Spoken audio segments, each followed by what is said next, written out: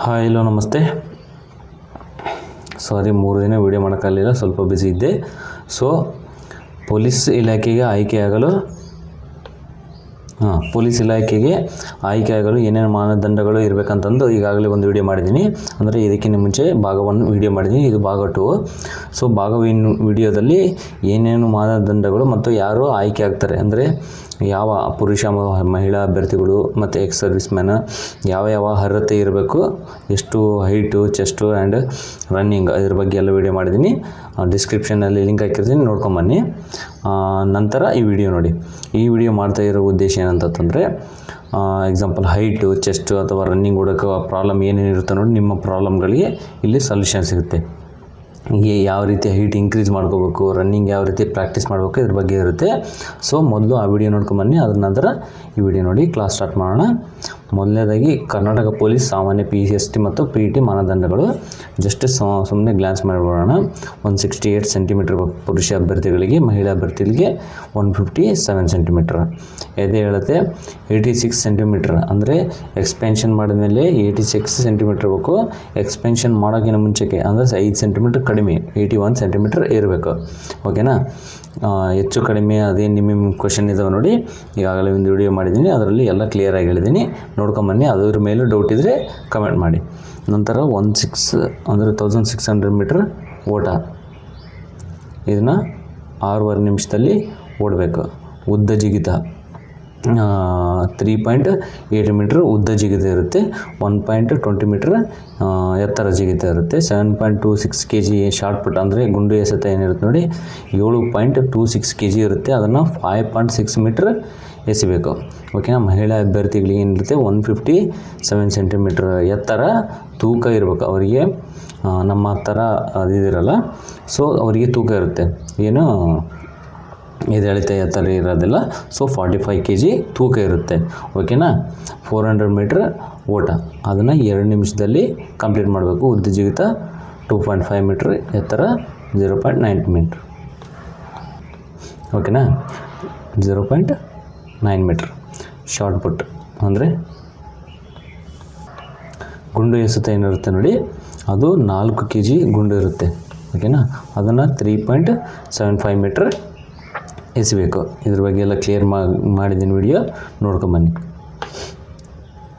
Next, ನೀವು ಮೊದಲನೇದಾಗಿ ಏನು ಮಾಡಬೇಕು, ನೀವು ಹೋದ ತಕ್ಷಣ ಫಸ್ಟಿಗೆ ಏನಿರುತ್ತೆ ನಿಮ್ಮದು ಎತ್ತರ ಚೆಕ್ ಮಾಡ್ತಾರೆ. ಓಕೆನಾ? ಎತ್ತರ ಚೆಕ್ ಮಾಡುವಾಗ ಈ ರೀತಿ ಒಂದು ಕಟ್ಟಿಗೆದಿರುತ್ತೆ ಅಥವಾ ಏನೋ ಮಷಿನ್ ಇರುತ್ತೆ. ಸೊ ನೀವೇನು ಮಾಡ್ಬೇಕಂತಂದರೆ, ಈ ರೀತಿ ಇರುತ್ತೆ ನೋಡಿ, ನೀವು ಇಲ್ಲಿ ನಿಂತ್ಕೊಬಾರ್ದು. ಇದ್ರ ಹತ್ರ ಇಲ್ಲಿ ಏನಿರುತ್ತೆ ನೋಡಿ, ಈ ರೀತಿ ಇಲ್ಲಿ ನಿಂತ್ಕೋಬೇಕು. ಇಲ್ಲಿ ನಿಂತ್ಕೊಂಡ್ರೆ ಈ ರೀತಿ ನಿಂತ್ಕೋಬೇಕು. ಸೊ ಇಲ್ಲಿ ನಿಂತ್ಕೊಂಡ್ರೆ ನಿಮ್ಮದು ಹೈಟ್ ಕಡಿಮೆ ಬರುತ್ತೆ, ಈ ರೀತಿ ನಿಂತ್ಕೋಬೇಕಾಗುತ್ತೆ.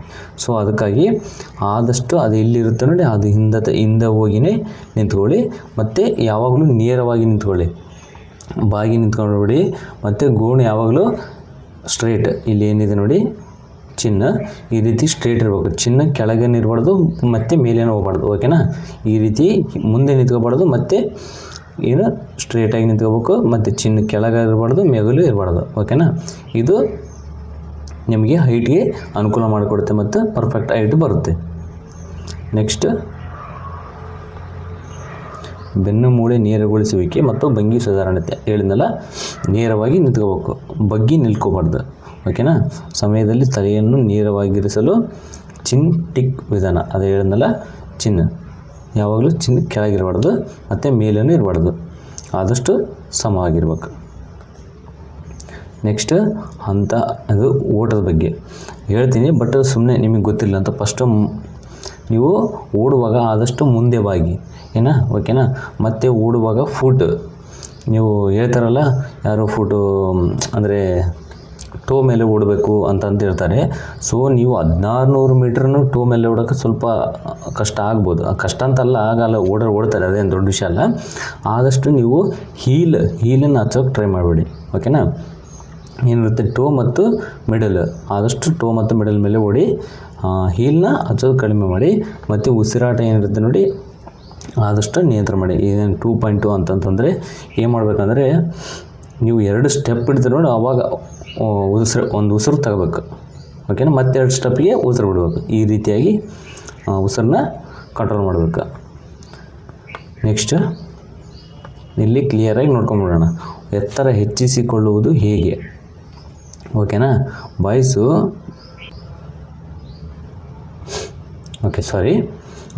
ಫಸ್ಟ್ನಿಂದ ನೋಡೋಣ.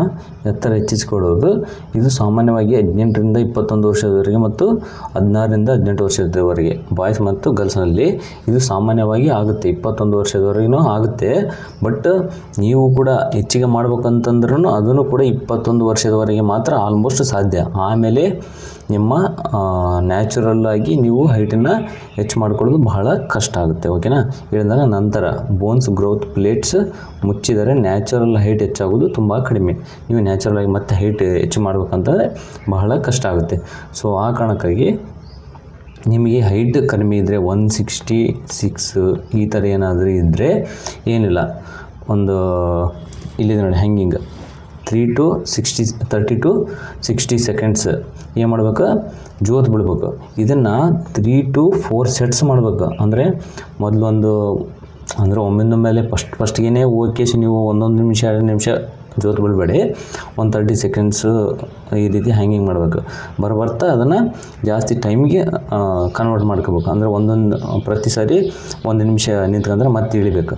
ಮತ್ತೆ ಸ್ವಲ್ಪ ಹೊತ್ತು ಬಿಟ್ಕೇಸಿ ಮತ್ತೆ ಎಕ್ಸಾಂಪಲ್ ಮತ್ತೆ 1 ನಿಮಿಷ ಬಿಟ್ಟು ಮತ್ತೆ ಹ್ಯಾಂಗಿಂಗ್ ಮಾಡ್ಬೇಕು. ಅದು ಮತ್ತೆ 1 ನಿಮಿಷ. ಈ ರೀತಿಯಾಗಿ 3 to 5 ಸೆಟ್ ಮಾಡ್ಕೋಬೇಕು ಡೈಲಿ. ಇದು ನೆಕ್ಸ್ಟ್ ಸ್ಕಿಪ್ಪಿಂಗ್ ಮಾಡಬೇಕು. 500 to 1000 ಸ್ಕಿಪ್ಪಿಂಗ್.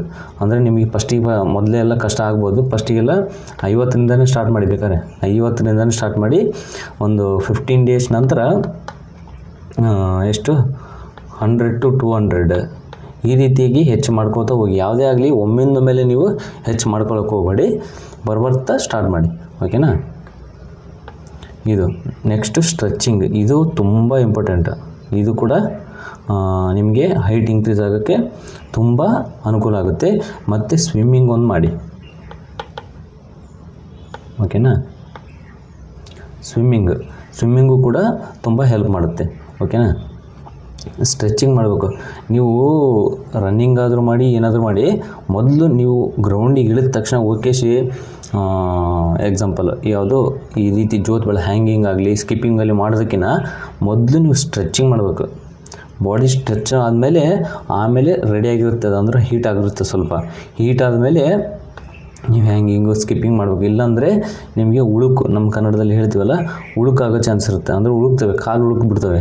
ಆವಾಗ ಸ್ವಲ್ಪ ನಿಮ್ಮ ನಡೆಯೋಕ್ಕೆ ಕಷ್ಟ ಆಗ್ಬೋದು. ಇಲ್ಲ ನೀವು ಬಂದ ತಕ್ಷಣ ಓಡೋಕ್ಕೆ ಸ್ಟಾರ್ಟ್ ಮಾಡಿದ್ರೆ ಶಿನ್ ಪೇನು ಇವೆಲ್ಲ ಬರ್ತವೆ. ಸೊ ಆ ಕಾರಣಕ್ಕಾಗಿ ಹ್ಯಾಂಗಿಂಗು, ಸ್ಕಿಪ್ಪಿಂಗು, ಸ್ಟ್ರೆಚಿಂಗ್ ಮತ್ತು ಸ್ವಿಮ್ಮಿಂಗ್ ಮಾಡಿ ನಿಮ್ಮ ಹೈಟ್ ಇನ್ಕ್ರೀಸ್ ಆಗುತ್ತೆ. ಓಕೆನಾ? ನೆಕ್ಸ್ಟ್ ಚೆಸ್ಟ್ ದೊಡ್ಡದಾಗಿಸಲು. ಅಂದರೆ ಕೆಲವೊಬ್ಬರು ಸ್ವಲ್ಪ ಚೆಸ್ಟ್ ಕಡಿಮೆ ಇರುತ್ತೆ. ಅವ್ರಿಗೆ ಏನು ಮಾಡ್ಬೇಕಂತಂದರೆ ಪುಷಪ್ ಮಾಡಬೇಕು. ಇಲ್ಲಿದೆ ನೋಡಿ ಪುಷಪ್. ಓಕೆನಾ? ಪುಷಪ್ ಮಾಡಬೇಕು. ಎಷ್ಟಂತಂದರೆ ಬಿಗಿನರ್ ಮೊದಲನೇದಾಗಿ ಸ್ಟಾರ್ಟ್ ಮಾಡ್ತೇವಪ್ಪ ಅಂದರೆ ನೀವು 10 ಪುಷಪ್ ಮಾಡಬೇಕು. ಇದನ್ನು ಬರೀ 10 ಪುಷಪ್ ಅಂದರೆ ದಿನಕ್ಕೆ 10 ಪುಷಪ್ಪಲ್ಲಿ ಹೇಳ್ತಿಲ್ಲ ನಾನು. 10 ಪುಷಪ್ ಮಾಡಬೇಕು. ನೆಕ್ಸ್ಟ್ ಒಂದು 2 ನಿಮಿಷ 3 ನಿಮಿಷ ಅಥವಾ 5 ನಿಮಿಷ ಬಿಡಿ. 5 ನಿಮಿಷ ಬಿಟ್ಟು 5 ನಿಮಿಷ ಬಹಳ ಆಯಿತು. ಸೊ 2-3 ನಿಮಿಷ ಬಿಟ್ಟು ಮತ್ತೆ 10 ಪುಷಪ್. ಈ ರೀತಿಯಾಗಿ 3 ಸತಿ ಮಾಡಬೇಕು. 3 ಸೆಟ್ಸ್. ಬಿಗಿನರ್ ಅಂದರೆ ನಾವು ಪುಷಪ್ ಮಾಡಿಲ್ಲ ಈ ದಿವಸ, ಇವಾಗ ಸ್ಟಾರ್ಟ್ ಮಾಡ್ತಿರೋ ಅಂದರೆ ನೆಕ್ಸ್ಟ್ ಬರ್ತಾ ಏನು ಮಾಡ್ಬೇಕಂತಂದರೆ ಸ್ಲೋಲಿ ಇನ್ಕ್ರೀಸ್ ಮಾಡ್ಕೋಬೇಕು. ಇನ್ನು 30 to 50 ಪುಷಪ್ ಮಾಡ್ಬೇಕು ಡೈಲಿ. ಓಕೆನಾ? ಡೈಲಿ 30 to 50 ಪುಷಪ್ ಮಾಡ್ಕೊಂಡು ನಾರ್ಮಲಾಗಿ ಡೈಲಿ ಒಂದು 50 ಪುಷಪ್ ಮಾಡ್ತಾ ಇದ್ದರೆ ಅಂದರೆ ನಿಮ್ಮ ಚೆಸ್ಟ್ ಇನ್ಕ್ರೀಸ್ ಆಗುತ್ತೆ. ಬರೀ ನಿಮ್ಮ ಚೆಸ್ಟ್ ಇನ್ಕ್ರೀಸ್ ಆಗಬೇಕು ಅಂತಂದರೆ ಬರೀ ಪುಷಪ್ ಮಾಡಿದರೆ ಆಗಲ್ಲ. ಅದ್ರ ತಕ್ಕಂಗೆ ಪ್ರೋಟೀನ್ ಕೂಡ ತಗೋಬೇಕು. ಅಂದರೆ ಬಾಡಿ ನಿಮ್ಮ ದಣದಷ್ಟು ಏನಾಗುತ್ತೆ, ಎಕ್ಸ್ಪ್ಯಾಂಡ್ ಕಡಿಮೆ ಆಗುತ್ತೆ. ಸೊ ನಿಮ್ಮ ಪ್ರೋಟೀನ್ ಚೆನ್ನಾಗಿತ್ತಪ್ಪ ಅಂತ ತಾನಾಗಿ ಎಕ್ಸ್ಪ್ಯಾಂಡ್ ಆಗುತ್ತೆ, ಮಸಲ್ಸ್ ಬಿಲ್ಡ್ ಆಗುತ್ತೆ. ಓಕೆನಾ? ಎಕ್ಸಾಂಪಲ್ಸ್ ಈಗ ಯಾರು ಜಿಮ್ಗೆ ಹೋಗ್ತಾ ಇರ್ತಾರಲ್ಲ ಅವ್ರನ್ನ ಕೇಳಿಬೇಕಾದ್ರೆ, ಜಿಮ್ಗೆ ಹೋಗೋರು ಬರೀ ಜಿಮ್ ಮಾಡ್ತಾನೆ ಇರೋಲ್ಲ, ಅವರು ಪ್ರೋಟೀನ್ ತೊಗೊತಿರ್ತಾರೆ. ಸೊ ಅದ್ರ ತಕ್ಕಂಗೆ ಪ್ರೋಟೀನ್ ತೊಗೊತಾರಪ್ಪ ಅಂದ್ರೆ ಮಾತ್ರ ಅವ್ರ ಮಸಲ್ ಬಿಲ್ಡ್ ಆಗ್ತವೆ. ಓಕೆನಾ? ಕ್ಯಾಲೋರೀಸ್ ಎಷ್ಟು ಬರ್ನ್ ಆಗಿರ್ತವೆ ನೋಡಿ, ಅಷ್ಟು ಕ್ಯಾಲೋರೀಸ್ ತಿನ್ನಬೇಕು. ಓಕೆನಾ? ಅದ್ರ ತಕ್ಕಂಗೆ ಮೇಂಟೈನ್ ಮಾಡಿದರೆ ಮಾತ್ರ ಬಾಡಿ ಚೆನ್ನಾಗಿರುತ್ತೆ, ಫಿಟ್ಟಾಗಿರುತ್ತೆ ಮತ್ತು ಇನ್ಕ್ರೀಸ್ ಆಗುತ್ತೆ ಮಸಲ್. ಓಕೆನಾ. ಇವು ಪ್ರೋಟೀನ್, ಮೊಟ್ಟೆ, ಶೇಂಗಾ, ಮೊಳಕೆ ಕಾಳು, ಬೆಲ್ಲ ಇವನ್ನೆಲ್ಲ ಡೈಲಿ ತೊಗೊಳ್ಳಿ. ಸ್ವಲ್ಪ ತೊಗೊಂಡು ಏನು ನೀವು ಗ್ರೌಂಡ್ಗೆ ಪ್ರಾಕ್ಟೀಸ್ ಮಾಡೋಕ್ಕೆ ಹೋಗಿ, ಅಥವಾ ಆಲ್ಮೋಸ್ಟ್ ನೀವು ಪ್ರಾಕ್ಟೀಸ್ ಮಾಡಿ ಬಂದಮೇಲೆ ಇವನ್ನ ತೊಗೊಳ್ಳೋದು ತುಂಬ ಒಳ್ಳೆಯದು. ಓಕೆನಾ. ಮಾಡೋಕ್ಕಿಂತ ಮುಂಚೆ ತೊಗೊಳ್ಳೋಕ್ಕಿಂತ ಏನು ಪ್ರಾಕ್ಟೀಸ್ ಮಾಡಿ ಬಂದಮೇಲೆ ತೊಗೊಳ್ಳೋದು ತುಂಬ ಒಳ್ಳೆಯದು. ನೆಕ್ಸ್ಟ್ ಸಂಪೂರ್ಣ ತಯಾರಿ ವಿಧಾನ. 1600 ಮೀಟರ್ ಓಟ ಹೆಚ್ಚು ಜನ ಫೇಲ್ ಆಗುವ ಭಾಗ.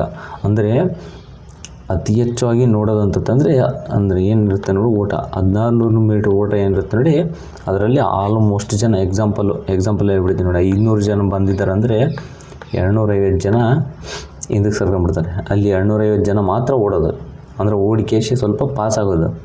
ಅಂದರೆ ಈ ಕಡೆ ಪಾಸ್ ಆಗೋ ಟೈಮ್ಗೆ ಅಂದರೆ ಪ್ರತಿ ಸಾರಿ 20 ಜನ ಬಿಟ್ಟರೆ ಅದರಲ್ಲಿ 10 ಜನ, 12 ಜನ ಅಥವಾ 9 ಜನ ಈ ರೀತಿಯಾಗಿ ಪಾಸ್ ಮಾಡ್ತಾರೆ. ಓಕೆನಾ.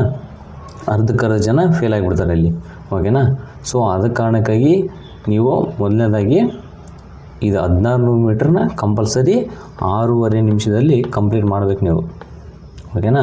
6.5 ನಿಮಿಷದಲ್ಲಿ ನೀವು 6.5 ನಿಮಿಷ ಇಟ್ಕೊಂಡು ಅಂತ ಓಡಿದ್ರೆ ಆಲ್ಮೋಸ್ಟ್ ಆಗಲ್ಲ. ಇದು 6 ನಿಮಿಷದ ಒಳಗೇ ಆಲ್ಮೋಸ್ಟ್ ಕಂಪ್ಲೀಟ್ ಮಾಡೋಕ್ಕೆ ನೀವು ತಯಾರು ಮಾಡ್ಕೋಬೇಕು. ಸೊ ಅಲ್ಲಿ 6 ನಿಮಿಷ ಅಂದರೆ 6.5 ನಿಮಿಷ ಸನಿಯಾಗಿ ಬರ್ಬೋದು, ಅಥವಾ 6 ನಿಮಿಷ 15 ಸೆಕೆಂಡು ಈ ರೀತಿಯಾಗಿ ಬಂದರೂ ತುಂಬ ಒಳ್ಳೆಯದು, ಸೇಫ್ ಜೋನ್ ಇವೆಲ್ಲ.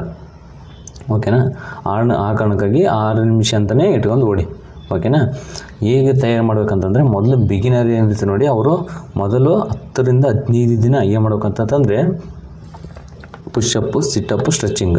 ಅಂದರೆ ನೀವು ಏನು ಮಾಡ್ಬೇಕಂದ್ರೆ 1 to 5 kilometre, 1 ಕಿಲೋಮೀಟ್ರಿಂದ 1.5 kilometre, 1.5 kilometre sorry 1 ಕಿಲೋಮೀಟ್ರಿಂದ 1.5 kilometre daily ಓಡಬೇಕು. ಎಷ್ಟು ದಿನ? 10 ರಿಂದ 15 ದಿನ ಓಡಬೇಕು ನೀವು. ಆವಾಗ ಪುಷಪ್ಪು, ಸಿಟ್ಟಪ್ಪು, ಸ್ಟ್ರೆಚಿಂಗು ಮಾಡಬೇಕು. ಅಂದರೆ ಮೊದಲು ಸ್ಟ್ರೆಚಿಂಗ್ ಮಾಡಬೇಕು. ಓಕೆನಾ. ನಂತರ ಪುಷಪ್ಪು, ಸಿಟ್ಟಪ್ಪು ಮಾಡಿ, ಅಥವಾ ಮೊದಲು ಸ್ಟ್ರೆಚಿಂಗ್ ಮಾಡಿ ಆಮೇಲೆ 1 ರಿಂದ 1.5 ಕಿಲೋಮೀಟ್ರ್ ಡೈಲಿ. ನೀವೇನು ಮತ್ತೆ ಟೈಮ್ ಇಟ್ಕೊಂಡು ಓಡೋಕೋಬೇಡಿ. ಬಿಗಿನರ್ ಯಾವತ್ತೂ ಟೈಮಿಂಗ್ ಬೇಡ. ಓಕೆನಾ. ಆಲ್ಮೋಸ್ಟ್ 1 ರಿಂದ 1.5 ಕಿಲೋಮೀಟ್ರನ್ನ ಸ್ಲೋ ಆಗಿ ಕಂಟಿನ್ಯೂ ಮಾಡಿ.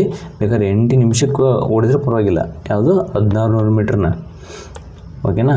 ಟೈಮಿಂಗ್ ಇಟ್ಕೊಳ್ಳೋಕೆ ಹೋಗ್ಬೇಡಿ. ಓಕೆನಾ. ನೀವು ಟೈಮಿಂಗೇ ಬೇಡ ಇಲ್ಲಿ. ಆಲ್ಮೋಸ್ಟ್ 1600 ಮೀಟ್ರನ್ನ ಕಂಪ್ಲೀಟ್ ಮಾಡಿ. ಓಕೆನಾ. 10 ರಿಂದ 15 ದಿನ. ಓಕೆನಾ. 4 ರೌಂಡ್ ಅಥವಾ 5 ರೌಂಡ್ ಓಡಿ 10 ರಿಂದ 15 ದಿನ. ಮೊದಲು ಸ್ಟ್ರೆಚಿಂಗ್ ಮಾಡಿ, ಆಮೇಲೆ ರನ್ನಿಂಗ್ ಓಡಿ, ಆಮೇಲೆ ಪುಷಪ್ಪು, ಸಿಟ್ಟಪ್ಪು ಇವೆಲ್ಲ ಮಾಡ್ಕೊಂಬನ್ನಿ. ನಿಮ್ಮ ಏನಾದರೂ ಹೈಟು ಮತ್ತು ಚೆಸ್ಟು ಪ್ರಾಬ್ಲಮ್ ಇದೆ ಹೇಳಿದ್ನಲ್ಲ, ಅವನ್ನ ಮಾಡಿ. ಓಕೆನಾ.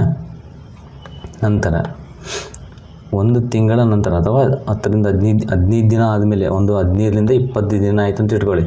15 ರಿಂದ 20 ದಿನ ಆದಮೇಲೆ 5 to 8 ಕಿಲೋಮೀಟ್ರ್ ರನ್ನಿಂಗ್ ಮಾಡಿ. 8 ಕಿಲೋಮೀಟ್ರ್ ಓಡಲಿ ಅಂದ್ರೂ ಲಾಸ್ಟಿಗೆ 5 ಕಿಲೋಮೀಟ್ರ್ ಮಿನಿಮಮ್ ಓಡಲೇಬೇಕು ನೀವು. 5 ಕಿಲೋಮೀಟ್ರ್ ರನ್ನಿಂಗ್ನು ಕೂಡ ನೀವೇನು ಟೈಮಿಂಗ್ ಇಟ್ಕೊಂಡು ಓಡೋಕೆ ಹೋಗಬೇಡಿ. ಓಕೆನಾ. ನಾರ್ಮಲಾಗಿ 5 ಕಿಲೋಮೀಟ್ರ್ ಓಡಬೇಕು. ಓಕೆನಾ. ನೀವು ಎಕ್ಸಾಂಪಲ್ 4 ಕಿಲೋಮೀಟ್ರ್ ಅಂತಂದರೆ 400 ಮೀಟ್ರ್ ಗ್ರೌಂಡ್ ಇತ್ತಪ್ಪ ಅಂದರೆ 12 ರೌಂಡ್ ಹೊಡಿಬೇಕು ನೀವು. ಓಕೆನಾ. 4800 ಮೀಟ್ರ್ ಆಗುತ್ತೆ ಅದು. ಓಕೆನಾ. ಇದೇನು ದೊಡ್ಡದಲ್ಲ ನಿಮಗೆ, ಯಾಕಂದರೆ ಟ್ರೈನಿಂಗ್ನಲ್ಲಿ ಹೋದ್ಮೇಲೆ ನಿಮಗೆ ಚೆನ್ನಾಗಿ ರುಬ್ತಾರೆ. 6 ಕಿಲೋಮೀಟ್ರ್ ಕಂಪಲ್ಸರಿ ಓಡಿಸ್ತಾರೆ ನಿಮಗೆ. ಮಿನಿಮಮ್ ಅಂದರೆ 6 ಕಿಲೋಮೀಟ್ರ್ 7 ಕಿಲೋಮೀಟ್ರನ್ನು ಡೈಲಿ ರನ್ನಿಂಗ್ ಇರುತ್ತೆ. ಓಕೆನಾ. ಸೊ ಆ ಕಾರಣಕ್ಕಾಗಿ 12 ರೌಂಡ್ ಹೊಡಿಬೇಕು ನೀವು. ಇದನ್ನೇನು ನೀವೇನು ಟೈಮ್ ಇಟ್ಕೊಂಡು ಓಡೋಕೆ ಹೋಗ್ಬೇಡಿ.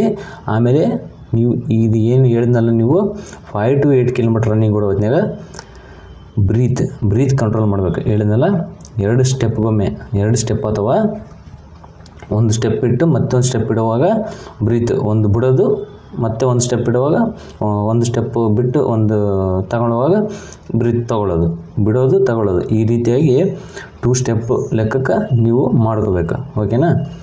ಬ್ರೀತ್ ಕಂಟ್ರೋಲ್ ಮಾಡಬೇಕು. ಹೈ ಜಂಪ್, ಲಾಂಗ್ ಜಂಪ್ ಅಂತ ಹೇಳ್ತೀನಿ. ನಂತರ ಸ್ಪ್ರಿಂಟ್ ರನ್. ನೀವು 5 ಕಿಲೋಮೀಟ್ರ್ ಓಡಿದ್ರಿ ಅಂತ ತಿಳ್ಕೊಳ್ಳಿ. ಎಕ್ಸಾಂಪಲ್ 5 ಕಿಲೋಮೀಟ್ರ್ ಕಂಪಲ್ಸರಿ ಓಡ್ಬೇಕು ನೀವು. 5 ಕಿಲೋಮೀಟ್ರ್ ಮೇಲೆ ಓಡಿದ್ರೆ ಇನ್ನೂ ಒಳ್ಳೆಯದು. ಓಕೆನಾ. 5 ಕಿಲೋಮೀಟ್ರ್ ಓಡಿದ ಮೇಲೆ ಒಂದು 300 ಮೀಟ್ರ್. ಓಕೆನಾ. 300 ಮೀಟ್ರ್ ಸ್ಪ್ರಿಂಟ್ ಹೊಡಿಬೇಕು ನೀವು. ಲಾಸ್ಟ್ ಮೂಮೆಂಟ್ ಬಂದಾಗ 300 ಮೀಟ್ರ್ ಸ್ಪ್ರಿಂಟ್. ಯಾವಾಗ ನೀವು ಮೊದಲು 10 ರಿಂದ 15 ದಿನ ಪ್ರಾಕ್ಟೀಸ್ ಮಾಡ್ತಿರಲ್ಲ, ಅವಾಗ ಮಾಡ್ಕೋಬೇಡಿ ಇದನ್ನೆಲ್ಲ ಸ್ಪ್ರಿಂಟ್. ನಂತರ ಅಂದರೆ ಒಂದು 20 ದಿನ ಆದಮೇಲೆ 10 ದಿನ ಅಲ್ಲ, ಒಂದು 10 ರಿಂದ 20 ದಿನ ಆಗಿ ನಂತರ 20 ದಿನದ ಮೇಲೆ ಆಗುತ್ತೆ ನೋಡಿ, ಆಮೇಲೆ ಸ್ಪ್ರಿಂಟ್ ಪ್ರಾಕ್ಟೀಸ್ ಮಾಡಿ ಅದಕ್ಕಿಂತ ಮುಂಚೆಗೆ ಸ್ಪ್ರಿಂಟ್ ಪ್ರಾಕ್ಟೀಸ್ ಮಾಡೋಕೆ ಹೋಗಬೇಡಿ, ಓಕೆನಾ. ನಂತರ long jump, high jump, breath control ಹೇಳಿದ್ನಲ್ಲ, ಓಡುವಾಗ ಬ್ರೀತ್ ಕಂಟ್ರೋಲ್, ಇದನ್ನು ಕೂಡ ಮೊದಲಿಂದನೇ ಸ್ಟಾರ್ಟ್ ಮಾಡಿಬಿಡಿ ಇದನ್ನ, ಓಕೆನಾ. ಲಾಂಗ್ ಜಂಪು, ಹೈ ಜಂಪು ನೀವು 5 to 8 ಕಿಲೋಮೀಟ್ರ್ ಓಡಿದ ಮೇಲೆ ಸ್ವಲ್ಪ ರೆಸ್ಟ್ ಮಾಡಿ ಆಮೇಲೆ ಲಾಂಗ್ ಜಂಪ್, ಹೈ ಜಂಪ್ಗೆ ಪ್ರಾಕ್ಟೀಸ್ ಮಾಡೋಕ್ಕೆ ಹೋಗಬೇಡಿ. ನಂತರ ಅದು ಹೇಳಿದ್ನಲ್ಲ ಉದ್ದ ಜಿಗಿತ, ಇದಕ್ಕೆ ಏನು ಮಾಡ್ಬೇಕಪ್ಪ ಅಂತಂದರೆ ಲೆಗ್ ಪವರ್ ಎಕ್ಸಸೈಸ್, ಅಂದರೆ ನಿಮ್ಮ ಟೋಗೆ ಸಂಬಂಧಪಟ್ಟಿದ್ದು ಎಕ್ಸಸೈಸ್ ಮಾಡಿ ಮತ್ತು ಸ್ಕಿಪ್ಪಿಂಗ್ ಮಾಡಿ, ಓಕೆನಾ. ಆಲ್ಮೋಸ್ಟ್ ಮತ್ತು ಫ್ರಾಗ್ ಜಂಪ್ ಮಾಡ್ಬೇಕು ನೀವು. ಫ್ರಾಗ್ ಜಂಪ್ ಅಂದರೆ ಕಪ್ಪೆ ಯಾವ ಥರ ಜಿಗಿತ ನೋಡಿ ಆ ರೀತಿಯೇ ಮಾಡ್ಬೋದು, ಓಕೆನಾ. ಆಲ್ಮೋಸ್ಟ್ ರನ್ನಿಂಗ್ ಓಡಿದ್ರೆ ಅಷ್ಟು ಕಷ್ಟ ಇಲ್ಲದ ಉದ್ದ ಜಿಗಿತ ಮಾಡ್ಬೋದು, ಓಕೆನಾ. ನೆಕ್ಸ್ಟ್ ಶಾರ್ಟ್ ಪುಟ್ ತಯಾರಿ, ಇದೇನು ದೊಡ್ಡ ಅದಿರಲ್ಲ, ನೀವು ಹೆಂಗಿದ್ರು ಶೋಲ್ಡ್ರ್ ವರ್ಕೌಟ್ ಮಾಡ್ತೀರ, ಓಕೆನಾ. ರನ್ನಿಂಗ್ ಓಡಿ ಬಂದಮೇಲೆ ವರ್ಕೌಟ್ ಮಾಡ್ತಾರಲ್ಲ, ಸೊ ಅದನ್ನು ಹೆಲ್ಪ್ ಆಗುತ್ತೆ. ಮತ್ತು ಪುಷಪ್, ನೀವು ಚೆಸ್ಟ್ಗೋಸ್ಕರ ಪುಷಪ್ ಮಾಡ್ತೀರ, ಮತ್ತು ಡಿಪ್ಸ್ ಇವೆಲ್ಲ ಹೆಲ್ಪ್ ಆಗ್ತವೆ. ಮತ್ತು ಡಂಬಲ್ ಪ್ರೆಸ್, ಜಿಮ್ಗೆ ಹೋಗ್ತಾಯಿದ್ರೆ ಡಂಬಲ್, ಓಕೆನಾ, ಇವೆಲ್ಲ ನಿಮಗೆ ಹೆಲ್ಪ್ ಆಗ್ತವೆ.